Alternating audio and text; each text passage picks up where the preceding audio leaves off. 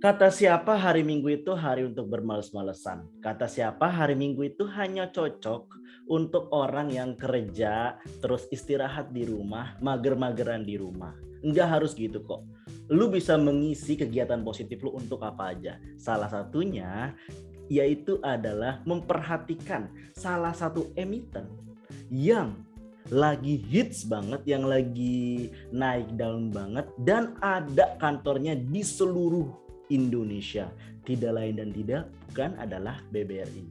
Kembali lagi bersama gua Fajar Sidik di acara yang paling kece tentunya di Seni Pasar Modal Channel edisi 19 September 2021. Pada edisi ini udah gua bilang di awal tadi, yaitu kita akan ngebahas mengenai salah satu fenomena di bulan September, yaitu adalah strike issue. Strike issue yang terjadi di salah satu perbankan, yaitu adalah Bank BRI atau Bank Rakyat Indonesia. Kenapa ini menjadi berita hangat ya, bisa bilang hot news? Karena ini merupakan salah satu sejarah terbesar di pasar modal Indonesia, perusahaan yang right issue. Kenapa bisa kayak gitu? Ntar kita akan bahas. Oleh karena itu, sebelum ini dimulai, jangan lupa untuk like, share, dan subscribe. Jika konten ini bermanfaat di bawah ini, jangan lupa di like, share, dan subscribe ya. Oke, tanpa berlama-lama lagi, you check it out. Right issue BBRI. Pertama, pengertian dari right issue sendiri. Mungkin yang nonton video ini banyak yang belum nih, yang belum mengetahui right issue itu apa sih? Kalau dipisah, right itu benar, issue itu berita atau gosip. Itu kalau misalkan dipisah gitu. Tetapi right issue di saham itu berbeda. Di mana right issue di saham itu adalah bisa dibilang penambahan modal kembali yang dilempar ke masyarakat. Itu secara definitif tuh pengertian dari right issue. Jadi suatu perusahaan, misalkan nih saham ABCD, sebelumnya sudah listing di bursa, itu sebesar 30%. Dia pengen right issue nih, menambah modal kembali. Berarti misalkan dia ngejual 10% lagi. Jadi kepemilikan di masyarakat itu sebesar jadi 40%. Itu. Jadi 10% penambahan modal yang dilempar ke masyarakat itu disebut sebagai right issue. Artinya di sini suatu harga saham akan mengalami delusi harga, devaluasi harga. Itu pengertian secara harfiah dari right issue. Tapi pengertian secara barbar, pengertian secara hiddennya, pengertian secara big hidden agendanya bahwa yaitu adalah gua nggak punya duit lagi, tolong dong bantu gua nambahin modal gua gitu please. Entah tujuannya ada untuk ekspansi atau untuk bayar utang. Gua nggak pusing nih gimana lagi cara nyari duit. Udah minta duit aja dari investor kan pada kaya. Udah yuk sini. Rek issue. Apalagi brand gue kuat kan. Yuk sini gabung. Nah, bisa kayak gitu. Jadi pengertian rek issue kalau secara definitif adalah itu, tapi kalau secara harfiah, secara hidden agenda bahwa perusahaan yang tidak punya modal lagi dan butuh modal, maka dia menawarkan kepemilikan sahamnya untuk dilempar lagi ke masyarakat. Itu pengertiannya. Artinya dia nggak punya modal lagi, nggak punya bisa lempar ke masyarakat itu tadi nggak punya modal lagi tadi. Apakah manajemennya buruk ataupun yang kedua adalah yaitu adalah memang tujuannya mau ekspansi, mau mengembangkan tapi terkendala terus nih gitu. Mana yang benar? Itu yang harus teman-teman telaah dulu di mana perusahaan-perusahaan yang pengen rek issue itu alasannya apa. Jangan semerta-merta wah rek issue masuk gitu. Menurut penelitian yang dilakukan dari tahun 2004 sampai 2018 ya, bisa teman-teman cari itu mengatakan bahwa right issue pemberitaan atau aksi korporasi. Jadi right issue itu termasuk dalam salah satu kegiatan aksi korporasi, yaitu adalah right issue, itu akan bertindak negatif. terhadap yang namanya harga gitu. Terhadap yang namanya kinerja. Itu penelitian yang sudah dikeluarkan gitu. Bisa teman-teman cari. Artinya kalau dia bereaksi negatif, artinya di sini react issue itu sendiri bukan memberikan dampak positif, sentimen positif untuk dalam jangka waktu tempo singkat. Jangka tempo panjang harus dilihat lagi. Benar-benar kemana nih duit dari investor? Duit-duit dari mana nih penambahan modal ini mau dilariin kemana? Tapi dalam jangka waktu singkat, right issue akan memberikan respon negatif terhadap terhadap sentimen pasar, terhadap harga pasar. Itu pengertian dari right issue. Jadi jangan bingung lagi ya. Oke. Tapi ada yang ngebandingin right issue dengan waran. Itu jelas berbeda gitu. Waran dan right issue itu ibarat dua buah yang sangat berbeda. Dimana kalau waran itu adalah misalkan kita mampir ke Ancol nih, kita mampir ke Ancol, ke tempat rekreasi, dikasih kupon nih. Ini kupon nih, beli satu gratis satu. Nah, suatu gratis satu itu disebut sebagai bonus. Kalau misalkan kita ditukarkan pada tempo waktu yang tertentu, itu kita bisa masuk dengan dua orang hanya membayar satu. Itu adalah waran. Artinya waran itu adalah kupon bonus. Sedangkan right issue itu adalah misalkan kapasitas dari suatu tempat rekreasi tadi itu adalah 2.000 orang. Ternyata pengelolanya ini nggak puas nih 2.000 orang. Padetin lagi. Yang awal tadi 2.000 menjadi 2.500. Nah, penambahan 500 kuota yang dikasih ke masyarakat itu, itulah yang disebut sebagai right issue. Oke, clear ya perbedaan dari waran dan right issue. Ini adalah secara definitif pengertian dari waran dan right issue, yaitu dari jangka waktu penawaran dan harga penawaran. Untuk waran, jangka waktunya panjang, bisa sampai 5 tahun. Jadi kita harus menebus waran kita sebelum jatuh tempo. Saat kita menebus di luar jatuh tempo, maka itu tidak akan berguna karena itu akan hangus jatuhnya. Sedangkan kalau right issue itu pendek, yaitu kurang dari 6 bulan. Yang kedua, penawaran sebagai sweetener untuk investor dan melekat di saham. Ya tadi pemanis, kupon, beli satu gratis satu, itu pemanisnya. Terus yang right issue kedua, hanya ditujukan kepada pemegang saham lama. Artinya bagi lu yang belum punya emiten BBRI, ya lu nggak bakal dapat yang namanya right issue. Right issue itu apa sih? Hak memiliki efek terlebih dahulu. Artinya itu jalur VVIP lah nih, lewat dulu nggak harus diantri nih, udah ditawarin gitu. Delusinya sekian gitu. Harga penawaran. Kalau waran, harga exercise lebih tinggi daripada harga pasar. Sedangkan right issue, harga exercise lebih rendah daripada harga pasar. Misalkan harga BBRI sekarang itu adalah 3.700, 3.600.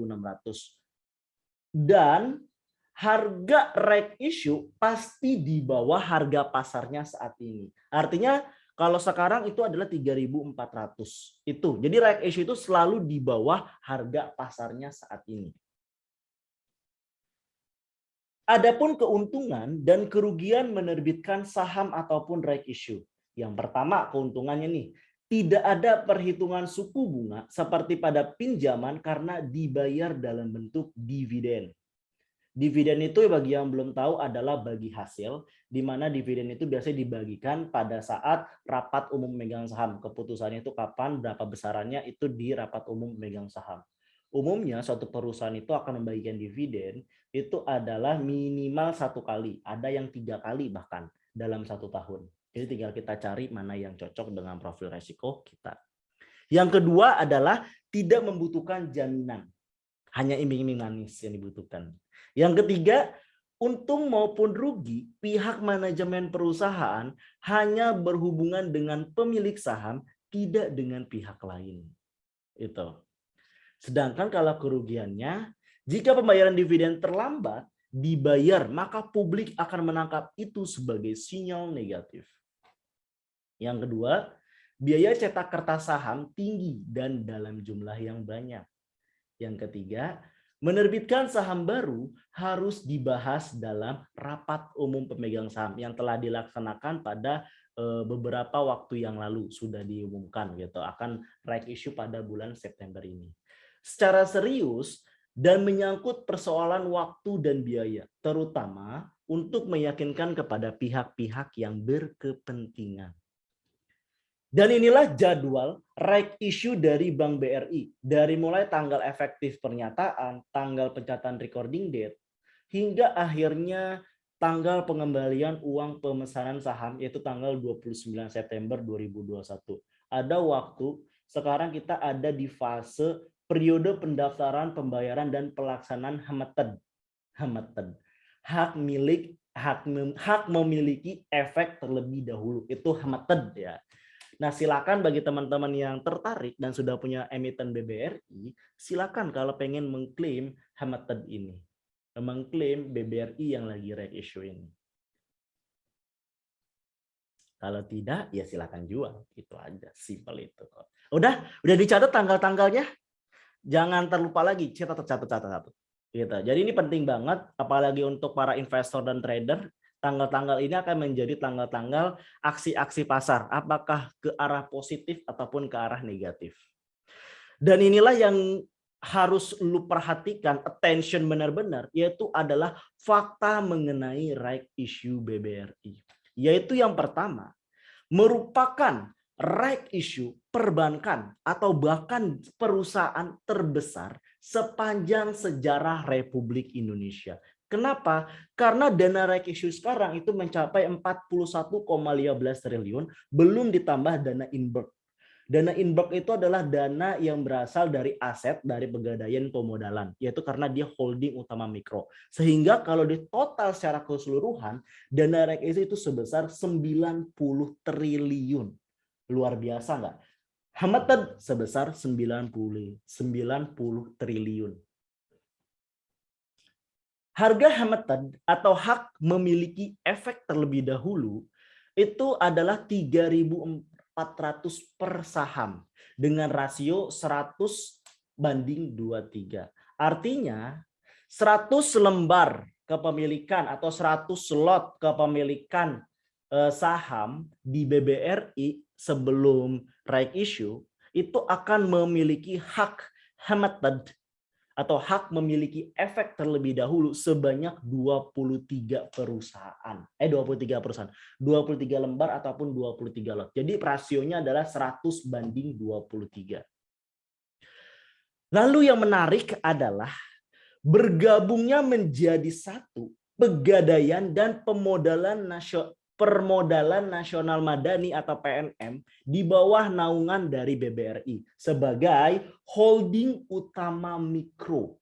Sekali lagi, Pegadaian dan Permodalan Nasional Madani bergabung menjadi satu dengan BBRI menjadi holding utama mikro gitu. Inilah yang mengakibatkan suatu yang luar biasa di mana belum ada yang namanya kompetitif di bidang mikro. Bank yang kompetitif di bidang mikro ya cuma Bank BRI. Fokusnya itu Bank BRI. Di mana Indonesia yang merupakan negara berkembang, ya perekonomian rakyatnya pun menengah ke bawah. Artinya ini akan menjadi makanan empuk bagi Bank BRI untuk meningkatkan pendapatan dan asetnya. Secara matematis, aset BRI dengan adanya right issue ini dari 14-11 triliun sebelum right issue menjadi 15-15 triliun. Naik yang luar biasa kan di situ. Dan yang menarik lagi adalah manajemen dari Bank BRI itu menjanjikan dividen payout ratio ataupun DPR tidak kurang dari 50%. Kalau kita melihat dari fakta-fakta ini, sebenarnya ini sangat-sangat menggoda ya. Ini sangat-sangat menggoda untuk teman-teman investor ya. Teman-teman investor dalam mengelola uangnya ataupun ikut serta dalam merek issue BBRI dan memantau proses rek issue ini sendiri. Karena ini salah satu fakta sejarah nantinya yang tercatat karena terbesar di RI pada 2021 di zaman pandemik seperti ini. Oke, kalau kita lihat dari sisi positif seperti itu, tapi kita jangan melupakan sisi negatifnya. Sisi negatifnya yaitu adalah kita lagi hidup di zaman apa? Di zaman pandemik. Kita hidup di zaman apa? Di zaman pandemik, lalu lagi ada di fase yang namanya fase resesi ekonomi. Indonesia belum keluar. Menteri Keuangan Ibu Sri Mulyani belum mengumumkan bahwa Indonesia keluar dari yang namanya resesi ekonomi. Masih banyak perusahaan-perusahaan yang masih mem-PHK-kan karyawannya gitu. Akibat kesulitan dalam pengembangan operasionalnya, pengelolaan operasionalnya. Akibat apa? Akibat income dan outcome itu tidak stabil, tidak sejalan, tidak simetris. Begitu juga sebenarnya yang terjadi di perbankan. Tadi gue ungkit bahwa Bank BRI itu merupakan sasarannya adalah menengah ke bawah. Sedangkan dampak yang signifikan yang dirasakan pada saat pandemik adalah menengah ke bawah. Itulah kenapa menengah ke bawah akan lebih banyak utangnya dibandingkan yang menengah ke atas. Beberapa waktu lalu sudah diumumkan berita gitu ya, LKPHN ya, punya pejabat-pejabat negara, di mana kenaikan kekayaan mereka itu mengalami kenaikan selama pandemik. Berbeda halnya mungkin dengan halangan menengah ke bawah. Karena kenapa? Karena dampaknya itu secara langsung. Gak usah neko-neko deh, gak usah ribet-ribet. Lu datang aja, lu lagi bosen nih hari ini nih, habis nonton ini, ya, atau besok pagi, lu datang tuh ke tengah kota, di kota lu, ataupun di ruko-ruko kota lu, berapa banyak yang buka, dan lihat sepi apa enggak. Beberapa waktu lalu gue mengunjungi mall di salah satu kota besar gitu, yang biasanya nih di mall tersebut kalau hari Sabtu dan Minggu itu ya, itu misalkan kapasitas adalah 2.000, itu bisa terisi 1.500 atau bahkan 1.800. Tetapi sungguh miris gitu. Dimana yang gue lihat itu paling hanya di bawah 500 atau bahkan di bawah 300. Bener-bener jauh sangat gitu dari kapasitas full maksimum yang ada. Dan juga ruko-ruko yang ada di dalam mall tersebut tidak sepenuhnya buka. Udah ada yang udah tutup, ada yang udah disewakan, ada yang kosong kayak gitu. Ini menandakan bahwa sebenarnya perekonomian kita nggak baik-baik aja. Apakah ini saat yang tepat rek issue dari BBRI? Iming-iming positifnya boleh ya karena mereka usaha dong, yang juga positif gitu. Tapi kita harus jeli juga terhadap perekonomian kita itu seperti apa gitu. Jangan mentang-mentang wah rek issue suka ikut. Tapi lu nggak tahu gimana lini bisnis dari suatu perusahaan tersebut, dari suatu perusahaan yang mengalami yang namanya rek issue. Contoh tadi Bank BRI. Bank BRI, income-nya dari mana sih? Perbankan itu selalu ada dua prinsipnya, debit dan kredit. Saat debitnya lancar, kreditnya harus lancar. Saat debitnya macet tapi kreditnya lancar, itu bahaya. Apalagi kebalikannya, debitnya lancar, kreditnya macet. Nah, itu juga berbahaya gitu. Itulah yang menjadi risky sebenarnya, menjadi tricky sebenarnya kalau diperbankan. Apalagi menengah ke arah mikro. Mungkin menjadi tantangan tersendiri ya bagi manajemen untuk meyakinkan investor ya. Kalau gue sendiri dengan pertimbangan-pertimbangan itu, enggak dulu deh. Kita aja belum tahu pandemi sampai kapan. Akan makin banyak sebenarnya rakyat-rakyat yang masih membutuhkan makan. Sekedar makan gitu. Ya, tapi ini hanyalah segelimpit opini gua terhadap yang namanya react issue BBRI. Pengen ambil yang tadi setuju dengan opini gua, ya silakan monggo. Tapi kalau misalkan setuju dengan iming-iming manis dari manajemen yang tadi, fakta-fakta tadi, dan gua percaya react issue akan naik gitu, ya silakan monggo. Ambil-ambillah, berlomba-lombalah ikut react issue di BBRI gitu. Ya, mumpung masih ada kesempatan di hak memiliki efek terlebih dahulu terhemated di Bank BRI. Oke? Tapi keputusan itu balik lagi ke tangan kalian semua, ke tangan lu yang mempunyai. Atau kalau misalkan lu ada pertanyaan-pertanyaan lain, bisa komen di bawah ini, bisa tanya-tanya apapun di komen di bawah ini. Oke? Terima kasih. Mungkin itu dulu yang bisa gue bahas mengenai react issue. Kalau ada yang bingung ataupun ada yang nggak sesuai, yang nggak sependapat, bisa coba komen di bawah. Ntar kalau yang bagus bisa gue bikinin video. Oke, thank you for watching. Gue Fajar Siddiq pamit dan happy weekend. Bye. Assalamualaikum warahmatullahi wabarakatuh.